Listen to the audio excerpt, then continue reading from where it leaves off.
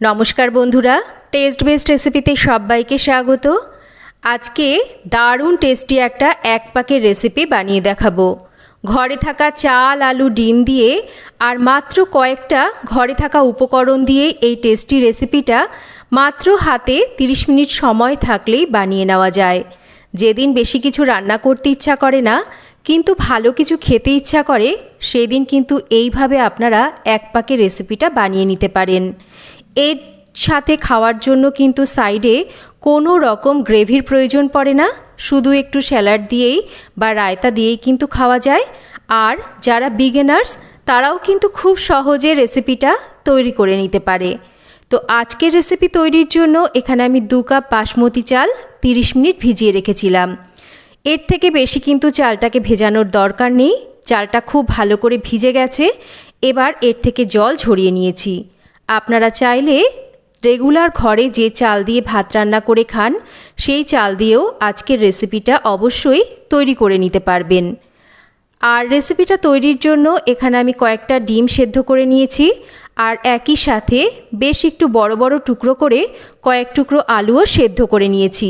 যেহেতু চালটা 30 মিনিট ভিজিয়ে রেখেছি, আলুটা একটু সেদ্ধ করে নিয়ে রান্না করলে চালের সাথেই কিন্তু আলুটা সুন্দরভাবে নরম হয়ে যাবে। এবার রান্নার জন্য একটা পাত্রে সাদা তেল গরম করে নেব। তেলটা গরম হলে তেলের মধ্যে সামান্য লবণ দিয়ে খুব ভালো করে লবণটাকে তেলের সাথে মিশিয়ে নেব। এবার প্রথমে আমরা সেদ্ধ করে নেওয়া ডিমগুলোকে একটু ভেজে নেব। একটু উল্টে পাল্টে হালকা করে ডিমগুলোকে ভেজে নিচ্ছি।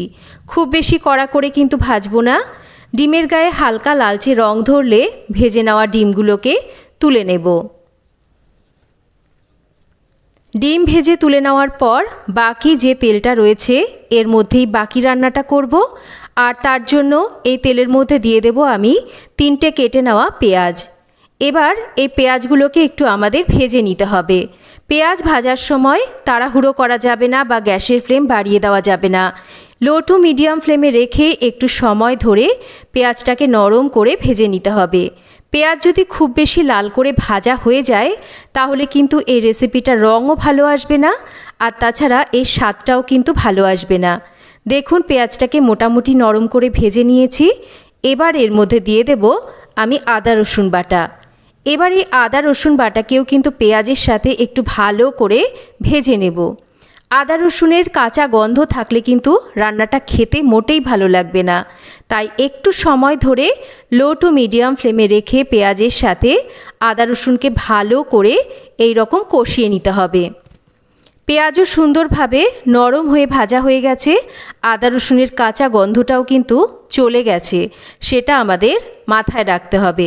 ঠিক এই রকম করেই আমাদের কিন্তু এটাকে করতে হবে। এবার এর মধ্যে দিয়ে দেব আমি সেদ্ধ করে নেওয়া আলুর টুকরোগুলো। তার সাথে এর মধ্যে দিয়ে দেব ফোড়নের জন্য একটা তেজপাতা, বেশ কয়েকটা গোলমরিচ, কয়েকটা ছোট এলাচ, দারচিনি, লবঙ্গ আর একটু জয়িত্রী। তার সাথে এখানে দেব বড় বড় টুকরো করে কেটে নেওয়া একটা পাকা টমেটো। 1 মুঠো মটরশুঁটি দিচ্ছি। যেহেতু এখন মটরশুঁটি পাওয়া যায় তাই মটরশুঁটিটাকে আমি দিচ্ছি। আপনাদের কাছে যদি না থাকে তাহলে আপনারা মটরশুঁটি ছাড়াও কিন্তু অবশ্যই রান্নাটা করতে পারবেন। 1/2 চামচ ধনের গুঁড়ো, ঝালের জন্য 1/2 চামচ লঙ্কার গুঁড়ো দিচ্ছি। খুব সামান্য করে একটু জল দিচ্ছি, যেহেতু গুঁড়ো মশলা দিয়েছি।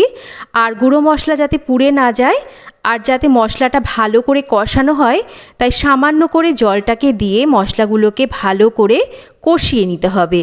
জলের পরিমাণ কিন্তু খুব বেশি দেওয়া যাবে না। যাতে মশলাটা ভালো করে কষানো যায় সেই হিসাবেই কিন্তু খুবই সামান্য করে একটু জল দিয়ে কষিয়ে নিতে হবে। দেখুন আমি বেশ মোটামুটি এটাকে ভালো করে কষিয়ে নিয়েছি। এবার এর মধ্যে আমি দিয়ে দেব পরিমাণ মতন জল। এই কাপ মেপেই আমি 2 কাপ চাল নিয়েছিলাম। এই কাপ মেপেই আমি জলটাকে দেব। আর জলটাকে অবশ্যই একটু উষ্ণ গরম জল এখানে দিতে হবে। আমি 2 কাপ চালের জন্য এখানে 3.25 কাপ জলের ব্যবহার করছি। আমি যেহেতু চালটাকে 30 মিনিট ভিজিয়ে রেখেছি, তাই আমি 2 কাপ চালের জন্য কিন্তু 3.25 কাপ জল দিচ্ছি। চাইলে জল কিন্তু পরেও দেওয়া যেতে পারে, তবে এর চাইতে বেশি জল দিলে কিন্তু চালটা নরম হয়ে যেতে পারে, আর নরম হয়ে গেলে ভাতটা কিন্তু ঝরঝরে হবে না, এই রান্নাটা খেতে কিন্তু অতটা ভালো লাগবে না। দেখুন আমি 3.25 কাপ জল দেওয়ার পর এবার আগে থেকে ভিজিয়ে জল ঝরিয়ে নেওয়া চালটাকে দিয়ে দিয়েছি। এই সময় দিয়ে দেব এর মধ্যে পরিমাণ মতন লবণ, আর তার সাথে 1 চামচ মতন চিনি দেব, এতে করে স্বাদটা কিন্তু ভালো আসবে। আর এই জলের মধ্যে লবণ মিষ্টিটাকে দেওয়ার পর অবশ্যই একটু জলটাকে চেখে দেখে নেবেন, তাতে করে আপনারা বুঝতে পারবেন লবণ মিষ্টি এগুলো সমস্ত কিছু ঠিকঠাক আছে কিনা। লবণটাকে একটু টান টান দেবেন, কারণ ভাতের মধ্যে কিন্তু অনেকটাই লবণ টানে। 1 চামচ ঘি দিয়ে সমস্ত কিছুকে আলতো হাতে মিশিয়ে নেওয়ার পর এবার ওপর থেকে আমি 4-5টা কাঁচা লঙ্কা দিয়ে দিচ্ছি। এবার একটা ঢাকা দিয়ে আমি লো টু মিডিয়াম ফ্লেমে রেখে 7 থেকে 8 মিনিট এটাকে রান্না করে নিয়েছি। এবার দেখুন 7-8 মিনিট পর ঢাকাটা সরিয়ে নিচ্ছি। চাল কিন্তু মোটামুটি আমাদের 80% মতন সেদ্ধ হয়ে গেছে, বেশ একটু জলজলে ভাব আছে। আলতো হাতে চালটাকে একটু এই রকম উল্টে পাল্টে দেব, যাতে করে সমস্ত চাল মানে ওপরের চাল নিচের চাল সমস্ত চাল সুন্দরভাবে সুসেদ্ধ হয়। এবার ওপর থেকে আগে থেকে ভেজে নেওয়া ডিমগুলোকে এইভাবে দিয়ে দেব। ডিমগুলোকে খুব আগে দিলে কিন্তু ডিমগুলো ওভারকুক হয়ে যাবে, তাই ডিমগুলোকে এই সময় দিয়ে একটা ঢাকা দিয়ে লো ফ্লেমে রেখে আরও 4 থেকে 5 মিনিট রান্না করে নিয়েছি।